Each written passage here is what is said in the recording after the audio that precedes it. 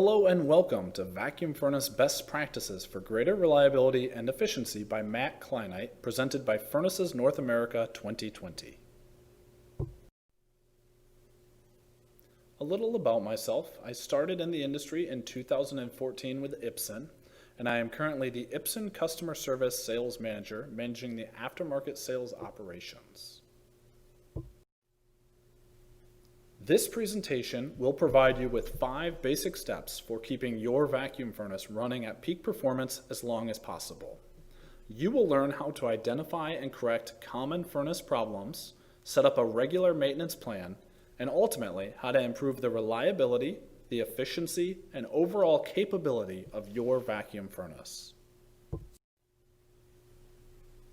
The first step for achieving greater vacuum furnace reliability is to understand the condition of your vacuum furnace right now. Sometimes I use an analogy of a vehicle. Do you know the condition of your vehicle right now? When's the last time you checked the oil or the tire pressure? You probably haven't, and that's kind of like our vacuum furnaces. If they ran fine yesterday, we tend to assume that they're running fine today. Now let's think about it a little bit differently. If you were to borrow, let's say, a friend's vehicle to go on a road trip, you would probably check the oil and the tire pressure and maybe take it for a drive around the block before you jumped in it to go on a 2,000-mile road trip. This is probably how we should view our vacuum furnaces. We need to look at them like it's the first time ever seeing them and really kick the tires to understand the condition they're in right now. A thorough review of your furnace assemblies is critical to identify potential areas of failure that have not yet occurred. Understanding what an acceptable condition looks like and what signs indicate a high risk of failure is important. Identifying at-risk components before failure is crucial to avoid unplanned downtime. Regular inspection of your vacuum furnace assemblies is important to identify potential areas of failure before they occur. Let's start with the hot zone. A well-maintained hot zone is critical for achieving temperature uniformity, desired heating rates, and producing clean work. The hot zone is one of the main vitals of your vacuum furnace. You should start with a visual inspection of the hot zone. Look for broken or missing hardware, such as hangers, nozzles, or ceramic insulators. Check each bank of heating elements for resistance to ground. It's important to have a good ohms reading greater than 70. If poor ohms readings are found, a visual inspection for cracked, broken, or contaminated insulators should be done. Any problems found should be corrected. If your furnace features a graphite hot zone, look for signs the insulation is degrading or breaking down. You may notice missing insulation, signs of erosion, or an abundance of graphite dust. This graphite dust can be particularly problematic as it can short out electrical connections or even cause eutectics at high operating temperatures. Check to see if there is anywhere you can see bare steel of the hot zone frame through the insulation. Gently push on the hot face, whether it's CFC, Graph-Oil, or Flex Shield. If it feels like you could push your finger through it, it's time to consider replacing the hot face or adding an additional layer over the existing CFC, Graph-Oil, or Flex Shield. This slide shows a few pictures of common hot zone problems. On the left, you will see a vacuum furnace door in which the CFC hot face has worn thin and is missing in places. In this particular furnace, there was an air leak where the power feed-throughs had overheated, melting the seals. This is at a critical point, and this furnace needs to be taken out of service, or else the exposed graphite felt will deteriorate quickly. As mentioned previously, this graphite felt can blow around during the process, and if landing on customer parts at elevated temperatures, may have a eutectic and melt those parts. The top center picture shows ceramic insulators that are both cracked and metallized. This results in low resistance to ground, poor heating performance, and a high risk of shorting out your heating elements. An easy fix is to replace the entire element hanger assembly. Or, if looking for a more cost-effective fix, the maintenance technician could simply disassemble the existing hanger and replace the ceramic insulators. The bottom center picture illustrates a tired hot zone with broken gas nozzles and significant loose debris. This debris can blow around during pump down and cooling segments, which can result in debris getting plugged in valve seats causing leaks or premature valve failures. The picture on the right shows a missing gas nozzle. When a gas nozzle goes missing, there is nothing to channel the gas through the insulation and past the hot face. Therefore, during the quench, the gas tries to escape in any direction it can as soon as it enters past the hot zone plenum. This causes damage to the insulation and the hot face. All metal hot zones are generally constructed of 5 or more layers of radiant shields. Radiant shield hot zones work by dropping the temperature after each individual layer. It is important to maintain spacing between layers in order for the hot zone to work properly. If the shields become compacted, there will be higher heat losses, resulting in more wear and tear on your furnace and higher operating costs. The first few layers of radiant shields on all metal hot zones are generally made from molybdenum, or moly for short. As these hot zones see more and more cycles, these moly layers become crystalline in structure, making them more prone to cracking and breaking. Inspect these moly layers to ensure they are in good operating condition. I have been asked before why temperature uniformity surveys, system accuracy tests, and calibrations are important if you are simply heat treating tool steels. Let's take a look at M2 for a minute. This alloy is hardened at a very high austenizing temperature and has a very short soak time. It is important you can trust your work thermocouples are reading accurately so as to know when to start the soak timer. Start the timer too soon and the alloy may not have reached austenizing temperature. Hold it soaked too long and you risk seeing grain growth. This is why it's important to all customers, not just NADCAP, aerospace, or medical device customers, to conduct regular TUSs, SATs, and calibrations on your temperature monitoring devices. While you are inspecting your vacuum furnace to better understand its condition, be careful not to overlook the water cooling system. There are many assemblies on your vacuum furnace that require water cooling to function properly. Items like the vacuum furnace chamber, cooling motor, heat exchanger, transformer, and power feed-throughs, just to name a few. Proper water cooling of these assemblies directly impacts temperature uniformity, cooling rates, and ultimate vacuum level. The water cooling is critical for keeping your furnace a leak-free environment. Vacuum furnace chambers are a two-walled construction with cooling water flowing in between the inner and outer walls. The two main enemies to water-cooled vacuum furnace chambers are sediment buildup and rust. When inspecting your vacuum furnace, look for patches welded on that indicate the furnace has previously had a cut and scrape to remove sediment. Regardless of previous cut and scrapes, you may want to take temperature readings of the outer wall of your vacuum furnace while it is at a high operating temperature.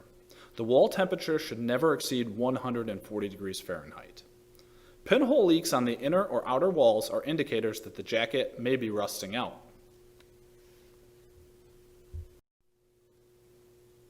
This slide illustrates the two most common problems with water-cooled vacuum furnace chambers.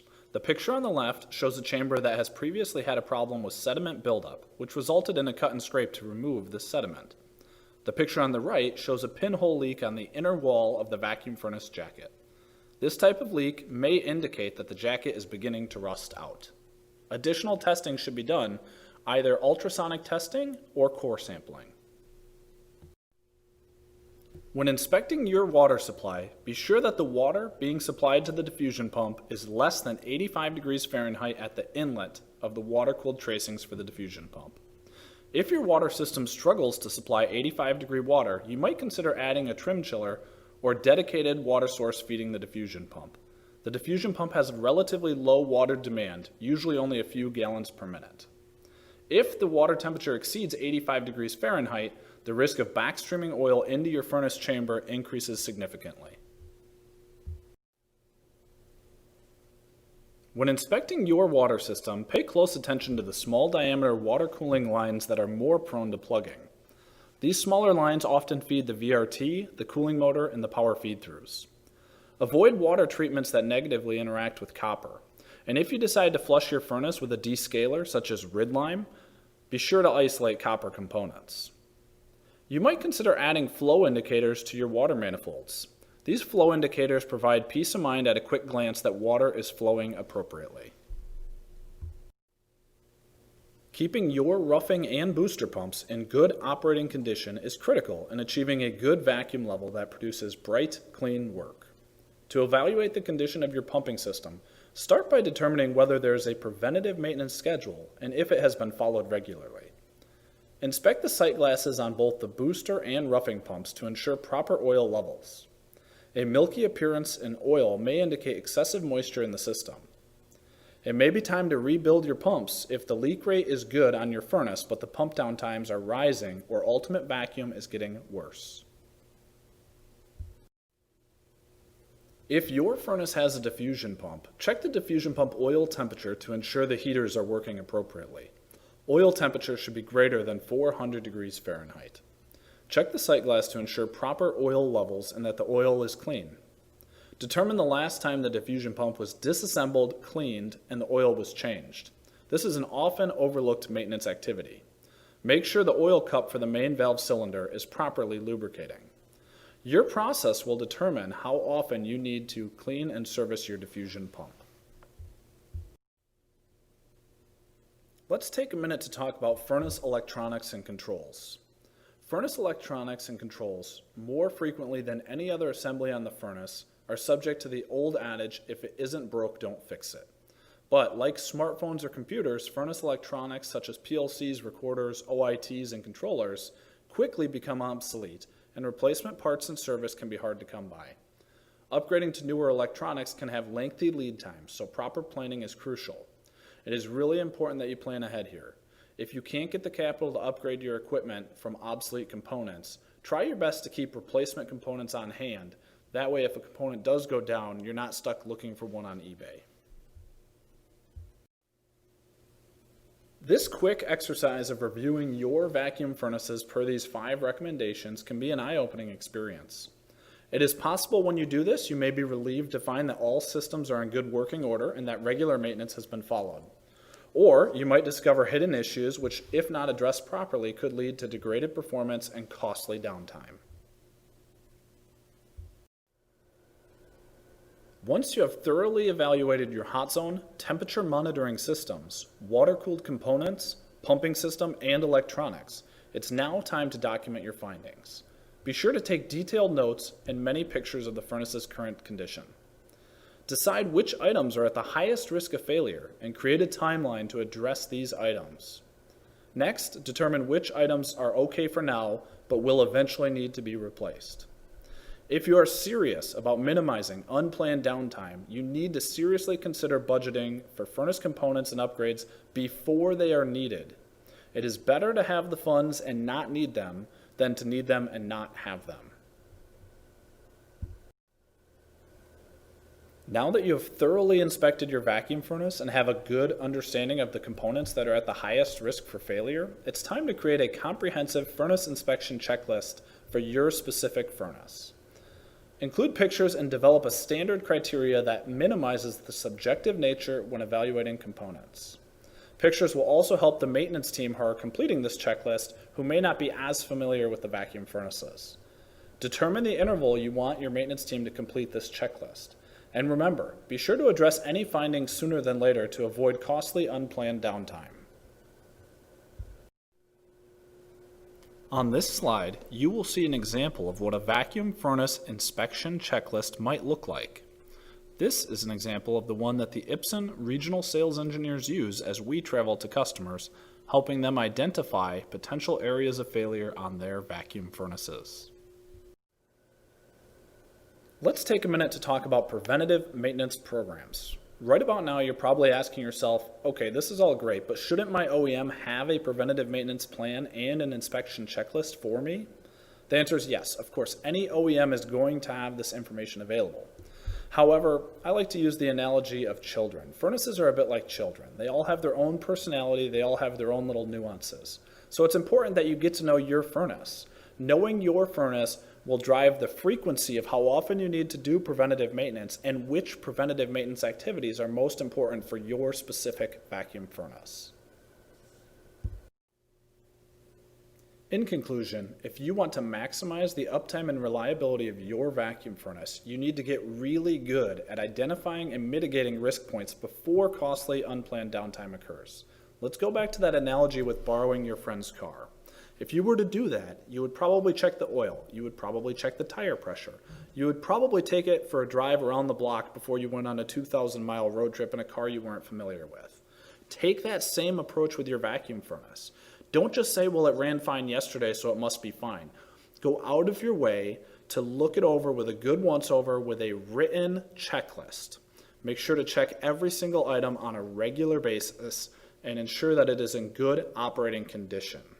Understanding your furnace's condition and being proactive about replacing faulty or failing components will enable you to maximize the reliability and efficiency of your vacuum furnace. Thank you for attending Vacuum Furnace Best Practices for greater reliability and efficiency. I hope you have found this presentation informative and helpful. If you have any questions, please don't hesitate to reach out to me. My contact information is listed on this slide. And have a great Furnaces North America 2020.